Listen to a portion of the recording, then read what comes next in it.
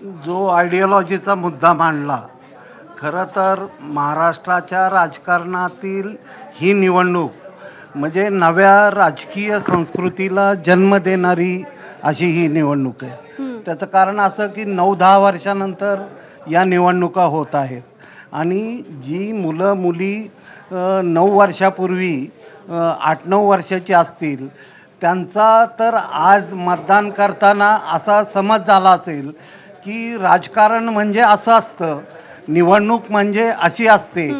मला आवर्जून सांगितलं पाहिजे की 14 साली ज्यावेळी मोदी लाट या देशामध्ये आली आणि त्याचं विश्लेषण खुद्द शरद पवारांनी त्यांच्या आत्मचरित्रामध्ये केलं होतं की बाबा रिझल्ट ओरिएंटेड पॉलिटिक्स म्हणजे मोदी लाट.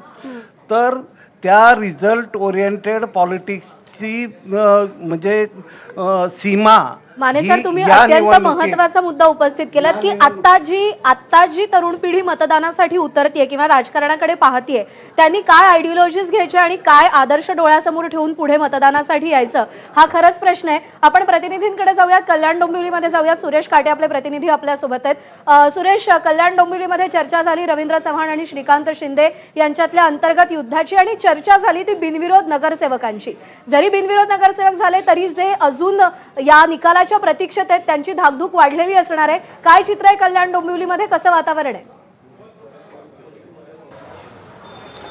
खरं पाहिलं तर कल्याण डोंबिवली महानगरपालिकेची निवडणूक ही उपमुख्यमंत्री एकनाथ शिंदे असतील किंवा खासदार डॉक्टर श्रीकांत शिंदे आणि त्याचप्रमाणे रवींद्र चव्हाण प्रदेशाध्यक्ष आहेत यांच्या प्रतिष्ठेची निवडणूक ही आता मानली जाते. या ठिकाणी 14 नगरसेवक उमेदवार जे आहेत ते बिनविरोध भाजपाचे निवडून आलेले आहेत आणि 6 जे आहेत ते शिवसेनेचे आलेले आहेत. त्यामुळे आता 61 जागा ज्या आहेत त्या शिवसेनेच्या आहेत आणि 41 जागा या भाजपाच्या आहेत. त्यामुळे इथे एक प्रतिष्ठा आहे, धाकधुकी तर वाढलेलीच आहे सर्वच उमेदवारांची, कारण की दोघांची रस्सीखेच या ठिकाणी आहे. युतीमध्ये जरी लढत असतील तर अंतर्गत कलह आपल्याला डोंबिवलीमध्ये पाहायला मिळालेले आहेत. प्रभाग क्रमांक 29 मध्ये रक्तरंजित राहाडा आपल्याला पाहायला मिळालेला आहे. त्यामुळे एकंदरीत भाजपचे प्रदेशाध्यक्ष आहेत रवींद्र चव्हाण, त्यांची प्रतिष्ठा पणाला लागली आहे. सोबतच खासदार श्रीकांत शिंदे आहेत, त्यांचं देखील इकडे सगळं बळ पणाला लागलेलं आहे. आपण यानंतर मुकुल कुलकर्णी यांच्याकडे जाऊयात, नाशिकमधून ते आपल्या सोबत आहेत. मुकुल, नाशिकमध्ये शिवसेना विरुद्ध भाजप अशी थेट लढत होतीये आणि जो काही पॉलिटिकल ड्रामा नाशिकमध्ये झाला तो महाराष्ट्राने पाहिलेला आहे. नाशिकचं सध्याचं चित्र काय आहे, काय वातावरण आहे?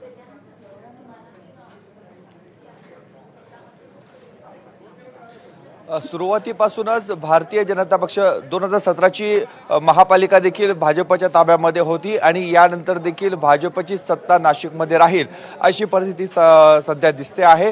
मात्र गेल्या निवडणूक जशा सुरू झाल्या त्यानंतर भारतीय जनता पक्ष अनेक निर्णयांमुळे डॅमेज व्हायला देखील सुरुवात झालेली होती. मग ते पक्षांतर असो किंवा इतर जे निष्ठावंत होते त्यांना आपल्या पक्षामधनं तिकीट कापणं असो, अशा वेगवेगळ्या कारणामुळे भाजप सुरुवातीपासून डॅमेज झालेला होता. परंतु त्यानंतर शिंदेच्या शिवसेनेने मोठ्या प्रमाणामध्ये निवडणुकीमध्ये आघाडी घेतलेली होती, परंतु शेवटच्या टप्प्यामध्ये ती आघाडी टिकवून ठेवण्यामध्ये शिंदेची शिवसेना ही काही प्रमाणामध्ये कमी पडली आणि ते शेवटचे 2 ते 3 दिवस भाजपने पुन्हा एकदा आपली रणनीती आखली आणि निवडणुकीवर कब्जा मिळवण्याचा प्रयत्न देखील केलेला आहे. दुसरीकडे जर आपण बघितलं तर ठाकरेंची शिवसेना आणि महाराष्ट्र नवनिर्माण सेना या दोन्ही पक्षांचा गड म्हणून नाशिककडे बघितलं जात होतं. दोघांनाही याआधी नाशिककरांनी सत्ता दिलेली आहे. मात्र बरोबर आहे, त्यामुळे नाशिककरांचा यंदाचा कौल काय असतो? ठाकरे बंधूंना पसंती देतात, भाजपला पसंती देतात की शिवसेनेला पसंती देतात? त्यात कुंभमेळा आहे, त्यामुळे महापालिका हातात असणं खूप महत्वाचं आहे. आपण यानंतर मिकीकडे जाऊया, चर्चेसाठी आपल्याला जायचं, पण मिकीची एक छोटी कमेंट पुण्याबद्दल. मिकी, आणखी एक महत्वाची महानगरपालिका महाराष्ट्रातली पुणे महानगरपालिका, काय अपडेट्स आहेत?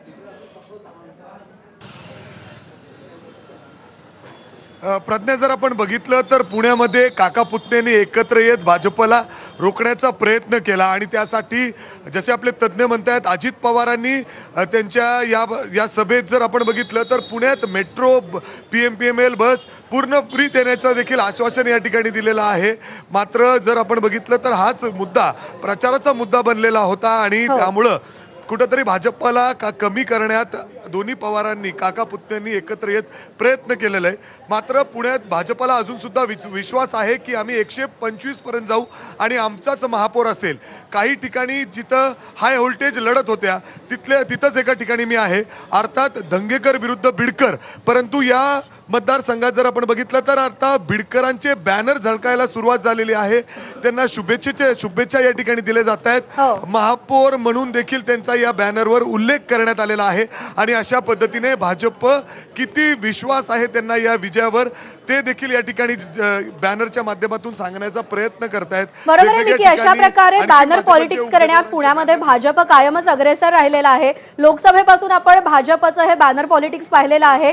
जशी मुंबईत ठाकरे बंधूंच्या युतीची चर्चा आहे, पुण्यामध्ये पवार काका पुतणे या युतीची चर्चा आहे. अपडेट जाणून घेत राहू. आपण अभिषेककडे जाऊयात.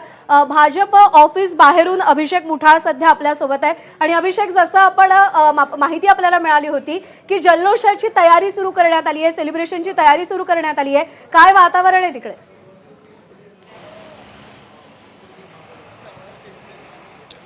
नक्कीच मी एकूणच प्रदेश कार्यालयाबाहेर आहे आणि आपण सध्याला बघू शकता आहे की LED स्क्रीन असेल किंवा मग पोस्टरसाठी नवे पोस्टर असेल ते इथं आता लावण्याची तयारी आपल्याला होताना पाहायला मिळत आहे. एकूणच एक्झिट पोलमध्ये भाजप हा अनेक महापालिकांमध्ये आघाडीवर पाहायला मिळतो आहे आणि त्याच दृष्टिकोनातनं भाजपकडनं ही तयारी करण्यात आलेली आहे. एकूणच मुख्यमंत्री असतील, प्रदेशाध्यक्ष रवींद्र चव्हाण असतील, ही सगळे येतील, इथं मंडळी येतील आणि एकूणच जल्लोष आपल्याला होताना पाहायला मिळेल. एकूण एक्झिट पोलचे हे निकाल जरी का असले तरीही प्रत्यक्ष निकालामध्ये भाजप कशा पद्धतीनं पुढे जात आहे हे बघणं देखील महत्वाचं असेल.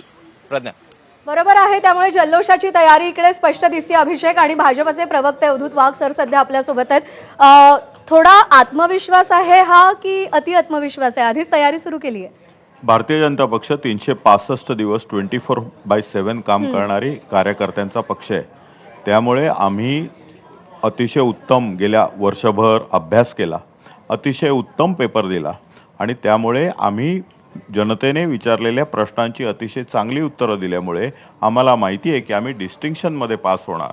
ज्यावेळी एखाद्या हुशार विद्यार्थ्याला माहिती असतं आपण पास होणार आहोत आणि एका ढ विद्यार्थ्याला माहिती असतं की आपण नापास होणार आहोत. कोण आहे ढ विद्यार्थी? कोण आहे? आम्ही हुशार विद्यार्थी आहोत. मग ढ कोण? ढ विद्यार्थी कोण आहे ते त्यानं ठरवायचं ठीक असतं. आहे, आम्ही यावरती पास होणार आहोत विश्लेषकांची आणि त्यामुळे comment आम्ही घेऊया. पेढे कारण वाटणार प्रत्येकाला आहोत, आपण हुशार रसमलाई आहोत वाटणार आहोत. आणि इतरच ढ आहेत असं वाटतंय. खरं तर लोकसभेपासूनचा हा विश्वास होता, आत्मविश्वास किंवा अति आत्मविश्वास म्हणायचं का याला?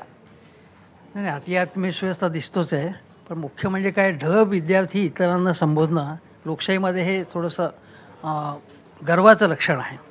आणि गर्व जेव्हा होतो तेव्हा काय होतं आपण पाहिलेलं आहे. मगाशी जेव्हा भोकरे साहेब म्हणाले की इथे तत्वाचं काही चालत नाही, एक लक्षात घ्या, जेव्हा ऑपोजिशनमध्ये कुठलाही पक्ष असतो, जेव्हा भारतीय जनता पक्ष ऑपोजिशनमध्ये होता तेव्हा 2G वगैरे, कॉमनवेल्थ, हे सगळे प्रकरणं काढली होती त्यांनी आणि विकासाचे मुद्दे तेव्हा त्यांनी मांडलेले नव्हते. म्हणजे जेव्हा तुम्ही विरोधात असता, आज उद्धव ठाकरे यांच्याकडे, राज ठाकरे यांच्याकडे, काँग्रेसकडे सत्ता नाही आहे, 4 वर्ष त्यांचा नगरसेवक नाही आहे, त्याला कुठलीही पॉवर नाही, 99% विकास निधी भाजप, शिंदे सेना आणि अजितदादांना मिळालेला आहे, यांच्याकडे काही नाही. अशा वेळी त्यांनी कुठले मुद्दे मांडायचे? ते मुद्दे अशा प्रकारचे भावनात्मक मांडतात. धर्माचं राजकारण भाजप नाही करत, तेव्हा ते करतात आणि यांनी केलं तर चालत नाही. दुसरी गोष्ट अशी, उद्धव ठाकरे आणि राज ठाकरे यांनी त्यांचा कार्यक्रम मांडलेला होता, तो मीडियाने नीट प्रोजेक्ट केला असेल तर मला माहित नाही, पण 2017 मध्ये सुद्धा करून दाखवलं असं उद्धव ठाकरे म्हणत होते. तेव्हा भारतीय जनता पक्ष त्यांच्यावरती आरोप करत होता. कमेंट घेऊया याच्यावर. सर, आपण ठाकरे गटाची comment घेऊया याच्यावरती. काही अप्रत्यक्षपणे ढ विद्यार्थी